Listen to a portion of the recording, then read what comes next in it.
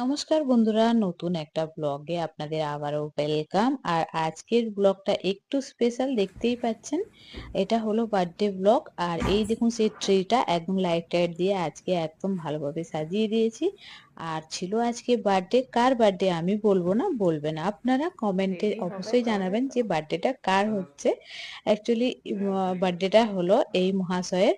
তো ইনি একটু সাই প্রকৃতির আর কি, ক্যামেরাতে আসতে চান না।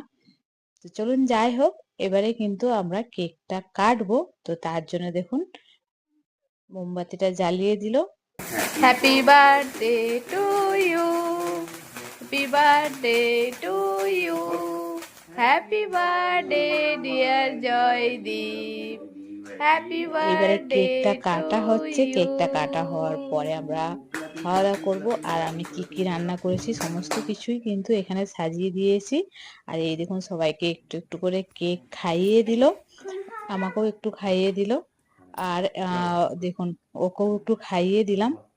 এইভাবে আমরা কিন্তু বার্থডেটা সেলিব্রেশন করলাম বাড়িতে সবাই মিলে। তো কেমন আপনাদের ভিডিওটা ওটা কি লাগলো বানাবো? অবশ্যই কমেন্ট করে জানাবেন।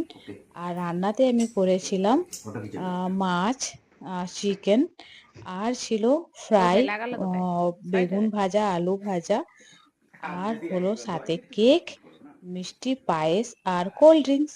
বাস এইটুকুই বানিয়েছিলাম। ও ঠিক তো আছে, দাদা বার্থডেটা একটু খুব লাগালো দেখি। ভালোভাবে আমরা সেলিব্রেট করলাম। আর এই দেখুন কেকটা মুখে মাখাতে গিয়ে কিন্তু সোয়েটারে লেগে গেছে একদম। তো সাফ করে দিচ্ছে ওটা। তো এইভাবে কিন্তু আমরা বার্থডেটা সেলিব্রেশন করলাম। আর ব্লগটা আপনাদের কেমন লাগলো অবশ্যই কমেন্ট করে জানাবেন। ভালো লাগলে লাইক শেয়ার কমেন্ট করবেন আর ফলো করতে ভুলবেন না।